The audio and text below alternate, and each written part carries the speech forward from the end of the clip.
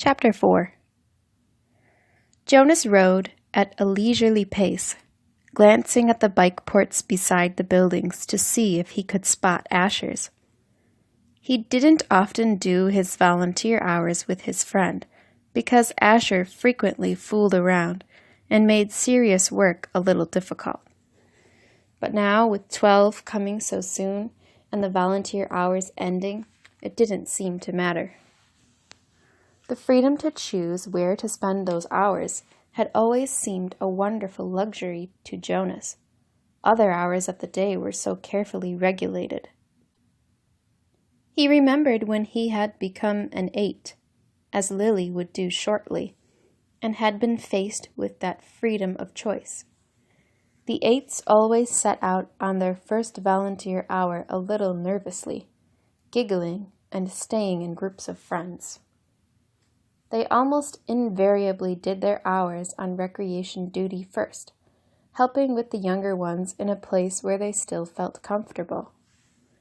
But with guidance as they developed self-confidence and maturity, they moved on to other jobs, gravitating toward those that would suit their own interests and skills. A male 11 named Benjamin had done his entire nearly 4 years in the rehabilitation center, working with citizens who had been injured. It was rumored that he was as skilled now as the rehabilitation directors themselves, and that he had even developed some machines and methods to hasten rehabilitation. There was no doubt that Benjamin would receive his assignment to that field, and would probably be permitted to bypass most of the training. Jonas was impressed by the things Benjamin had achieved.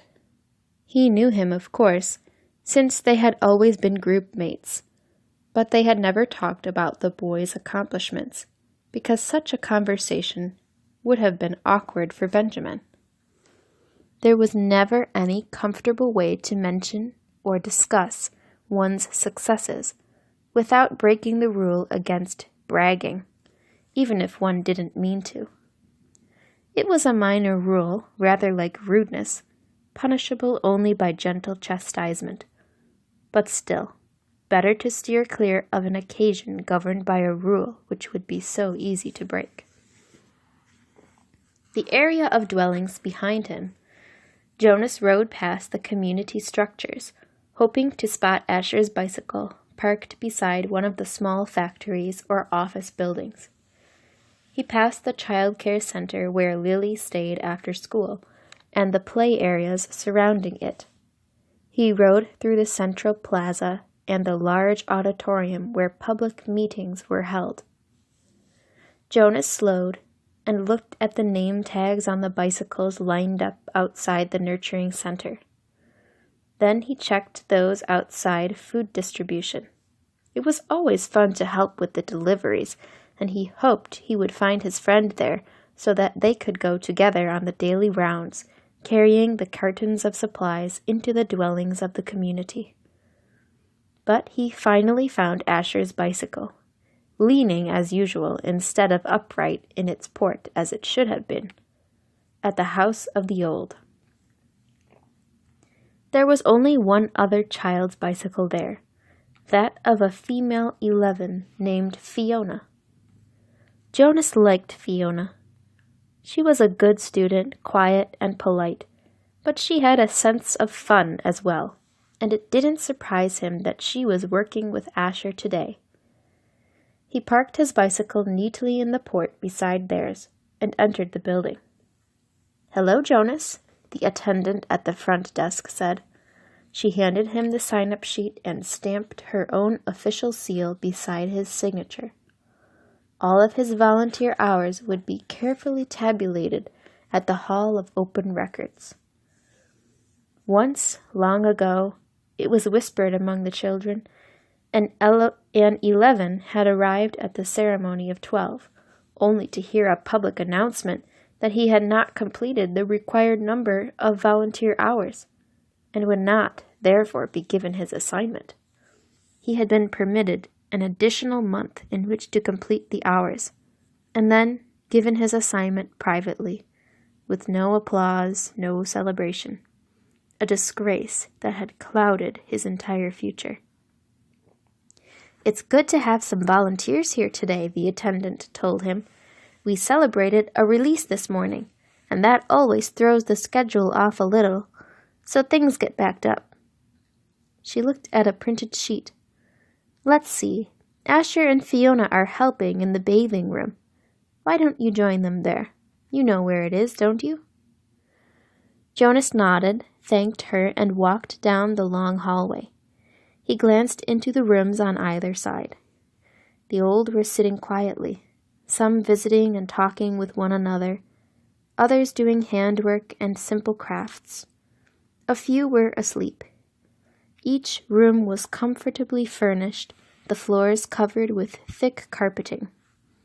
It was a serene and slow-paced place, unlike the busy centers of manufacture and distribution where the daily work of the community occurred. Jonas was glad that he had, over the years, chosen to do his hours in a variety of places so that he could experience the differences. He realized, though, that not focusing on one area meant that he was left with not the slightest idea, not even a guess, of what his assignment would be. He laughed softly. "Thinking about the ceremony again, Jonas," he teased himself. But he suspected that with the date so near, probably all of his friends were too. He passed a caretaker, walking slowly with one of the old in the hall. "Hello, Jonas," the young uniformed man said, smiling pleasantly.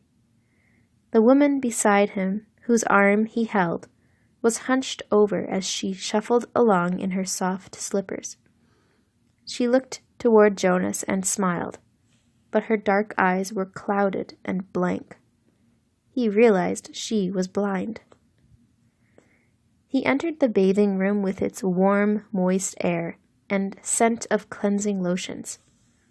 He removed his tunic, hung it carefully on a wall hook, and put on the volunteer's smock that was folded on a shelf. "Hi, Jonas!" Asher called from the corner where he was kneeling beside a tub. Jonas saw Fiona nearby, at a different tub. She looked up and smiled at him, but she was busy, gently washing a man who lay in the warm water. Jonas greeted them and the caretaking attendants at work nearby. Then he went to the row of padded lounging chairs, where others of the old were waiting. He had worked here before. He knew what to do. "Your turn, Larissa," he said, reading the name tag on the woman's robe. "I'll just start the water and then help you up." He pressed the button on a nearby empty tub and watched as the warm water flowed in through the many small openings on the sides. The tub would be filled in a minute, and the water flow would stop automatically. He helped the woman from the chair, led her to the tub, removed her robe, and steadied her with his hand on her arm as she stepped in and lowered herself. She leaned back and sighed with pleasure, her head on a soft cushioned headrest. "Comfortable?" he asked, and she nodded, her eyes closed. Jonas squeezed cleansing lotion onto the clean sponge at the edge of the tub and began to wash her frail body. Last night he had watched as his father bathed the new child. This was much the same. The fragile skin, the soothing water, the gentle motion of his hand, slippery with soap. The relaxed, peaceful smile on the woman's face reminded him of Gabriel being bathed. And the nakedness, too. It was against the rules for children or adults to look at another's nakedness. But the rule did not apply to new children or the old. Jonas was glad. It was a nuisance to keep oneself covered while changing for games, and the required apology if one had by mistake glimpsed another's body was always awkward. He couldn't see why it was necessary. He liked the feeling of safety here, in this warm and quiet room.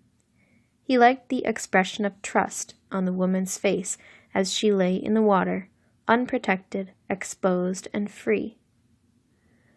From the corner of his eye, he could see his friend Fiona help the old man from the tub and tenderly pat his thin, naked body dry with an absorbent cloth. She helped him into his robe. Jonas thought Larissa had drifted into sleep, as the old often did, and he was careful to keep his motions steady and gentle so he wouldn't wake her. He was surprised when she spoke, her eyes still closed. "This morning we celebrated the release of Roberto," she told him. "It was wonderful." "I knew Roberto," Jonas said. "I helped with his feeding the last time I was here just a few weeks ago. He was a very interesting man." Larissa opened her eyes happily. "They told his whole life before they released him," she said. "They always do. But to be honest," she whispered with a mischievous look, "some of the tellings are a little boring. I've even seen some of the old fall asleep during tellings. When they released Edna recently. Did you know Edna?" Jonas shook his head. He couldn't recall anyone named Edna. "Well, they tried to make her life sound meaningful. And of course," she added primly, "all lives are meaningful. I don't mean that they aren't. But Edna, my goodness, she was a birth mother, and then she worked in food production for years, until she came here. She never even had a family unit." Larissa lifted her head and looked around to make sure no one else was listening. Then she confided, "I don't think Edna was very smart." Jonas laughed. He rinsed her left arm, laid it back in the water, and began to wash her feet.